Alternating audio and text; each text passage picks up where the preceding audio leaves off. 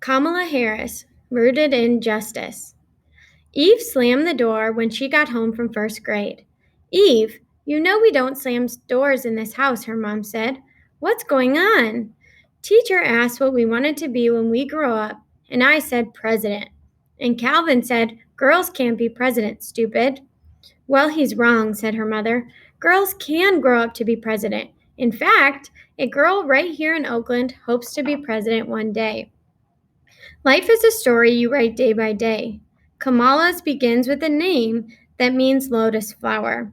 See how her beautiful smile opens wide, like petals fanning across the water's surface? But you don't see the flower's roots, her roots. They grow deep, deep, deep down. Let me show you. Kamala's family line was a strong black and brown braid coiling from India, where her mother Shamala was born, to Jamaica, where her father Donald was born, to Berkeley, California, where her parents fell in love and married, to Oakland, where Kamala was born.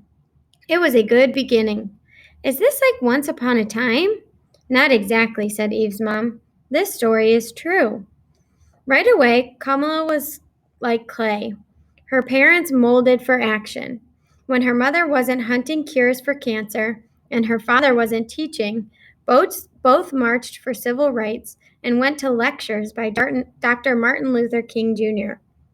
Kamala was right there too, bouncing along in her stroller, chewing on her pacifier and words like peace and justice.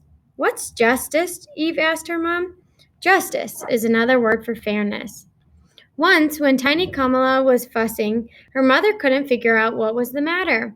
What do you want, little girl? She asked. Freedom, said Kamala, and a waterfall of laughter sputtered from her mother's mouth. At demonstrations, marchers often chanted, What do we want? And the answer was always, Freedom! Little Kamala had been listening. Kamala's baby sister, Maya, screamed her way into the world when Kamala was 2. In no time, the sisters were having fairway adventures together, like visiting their grandparents in Zambia. Grandfather P.V. Gopalan was a senior diplomat there. He had once fought for India's independence. His wife, Rajam, Kamala's grandmother, fought for the rights of women. Little by little on these visits, Kamala and Maya learned that fighting for justice ran in the family. Sadly, when Kamala was 7, her family squeezed into a different shape. Her parents divorced, and her daddy moved to Palo Alto, while Mommy and the girls packed for the Flatlands, the black working class area in Berkeley. Having a long-distance daddy can make your heart hurt. But Kamala's new neighbors welcomed her family with smiles and helping hands, warm as sunshine. Still, Kamala was sometimes lonely for her daddy. Luckily, her godmother, Aunt Mary, lived close by and gave Kamala extra hugs whenever she needed them. Like other black and brown kids in the Flatlands, Kamala was part of a California program to integrate the schools. Every day, she rode a yellow bus, bumping through familiar city streets, all the way to the wealthy, white part of town with sprawling hillsides painted with gardens. Thousand Oaks Elementary was a world away, but Kamala didn't mind. There she got to meet kids who were rich and poor, black and white, kids who celebrated holidays she'd never heard of. There, teachers taught her to count to 10 in many different languages. Ooh, I can count to 10 in Spanish, said Eve. Who taught you that? Asked her mom.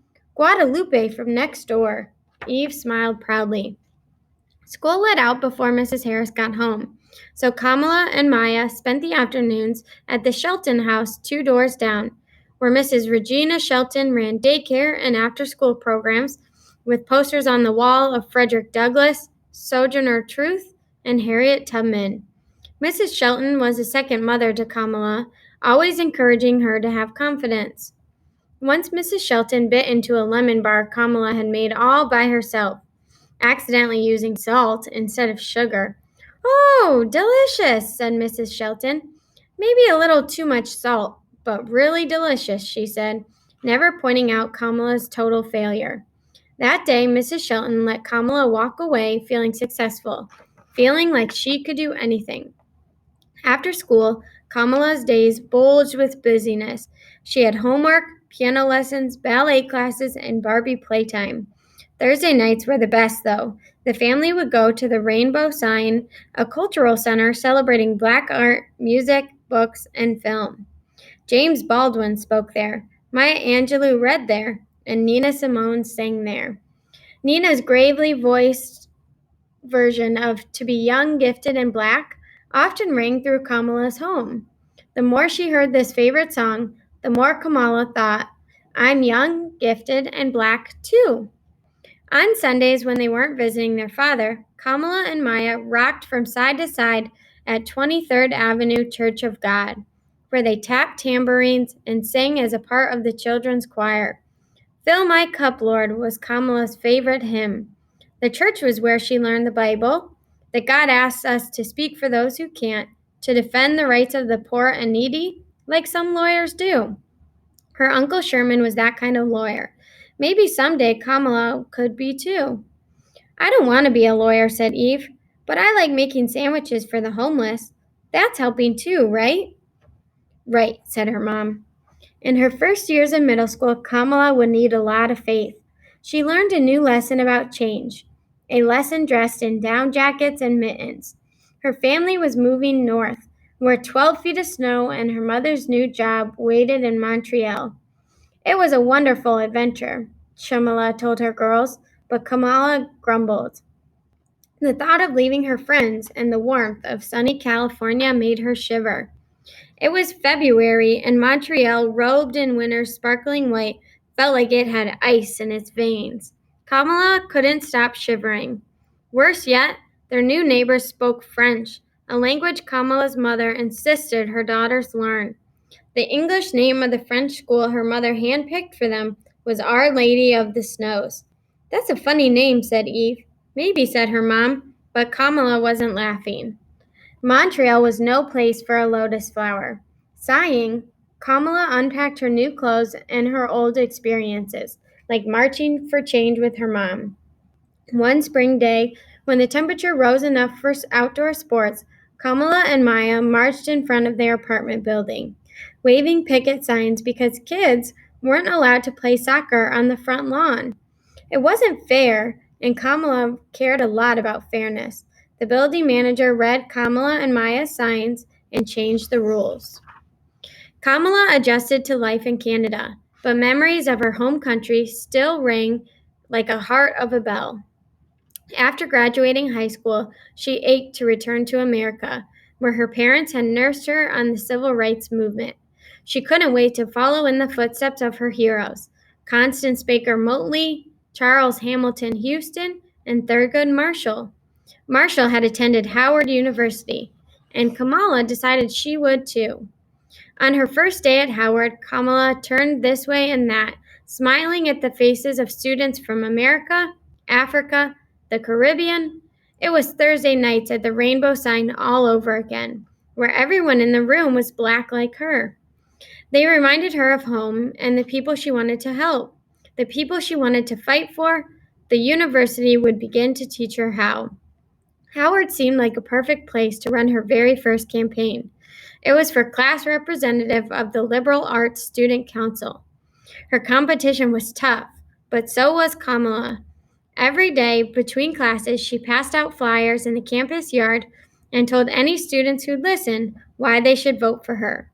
When the last ballot was counted, Kamala came out the winner. Daddy says I don't have any competition because there's only one me, said Eve. That's right, said her mom. He should tell Kamala there's only one her. Eve's mom just smiled. Kamala's time at Howard was focused on the future. She competed on the debate team to sharpen her speaking skills. She interned at the Federal Trade Commission. She did research at the National Archives to study the workings of government. And on the weekends, she joined fellow students on the National Mall in Washington, D.C. to protest apartheid in South Africa. Kamala was preparing to be a woman warrior. Like Wonder Woman? Asked Steve. No, better, said her mom. Wonder Woman isn't real. Nothing matched the magic of her second summer break when Kamala stepped through the doors of the private Senate subway as an intern for Senator Alan Cranston. Kamala could barely hold in the secret of her joy. What could be better than learning from someone whose footsteps echoed in the halls of power every day? After Howard, California called Kamala home to study at Hastings College of the Law. Court cases and contracts filled Kamala's mind, but changing lives filled her heart. Elected president of the Black Law Students Association, Kamala invited major law firms to a job fair so that more Black graduates had a fair chance to be hired by the best companies in the country. This work was great practice for Kamala's future. Graduating law school meant there was one more exam to take, the California bar. Without passing it, Kamala could not practice the law. She didn't pass, which taught Kamala something new: failure. It is the toughest teacher, but it can also be the best because it makes you dig down deep and try harder. On the second try, Kamala passed. If at first you don't succeed, said Eve's mom, try again, finished Eve. Kamala was ready to climb the mountain of her dreams. First, Deputy District Attorney. Next, the first female District Attorney of San Francisco. Then, the first Black woman Attorney General of California. Peak by peak, she rose, eventually becoming the second Black woman voted into the U.S. Senate. Lawyer, prosecutor, senator. The little girl named Lotus Flower had turned herself into a person others could call on for help.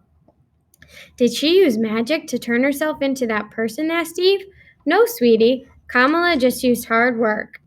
As senator, Kamala fought for laws to help workers earn more money, joined the Women's March on Washington for equality and civil rights, and telephoned lawyers to help immigrant children who came to America looking for someplace safe to live. Each time she answered a call for help, Kamala proved her family's legacy of public service was alive and well in her. What's a legacy? Asked Eve. It's like the inheritance you leave behind for your children. Kamala had traveled far, but she hadn't finished climbing the mountain of her dreams. On Martin Luther King Jr.'s birthday, on the TV show Good Morning America, Kamala told the world, I'm running for President of the United States. She immediately got goosebumps, wondering if Shirley Chisholm, the first Black woman to run for president, was smiling down from heaven that very moment. Months into the race, Kamala realized that running for president cost more money than she thought, and Kamala's campaign team didn't have enough. She decided to give up her run for the 2020 presidential nomination. Sad to leave the race, Kamala looked forward to all the good work she could still do as Senator Harris. That's okay, Eve said. If at first you don't succeed, try again. Exactly, said her mom. Will Donald and Shamala's daughter ever get to call the White House home? Only God knows. Kamala Harris is still writing her American story. And so are you. I know what happens next, said Eve. What? Asked her mom. Tomorrow, I'll tell Calvin that he's wrong and he's a doofus. Eve Temple, I taught you better than that, said her mother. Okay, said Eve, her fingers crossed behind her back. I won't tell him.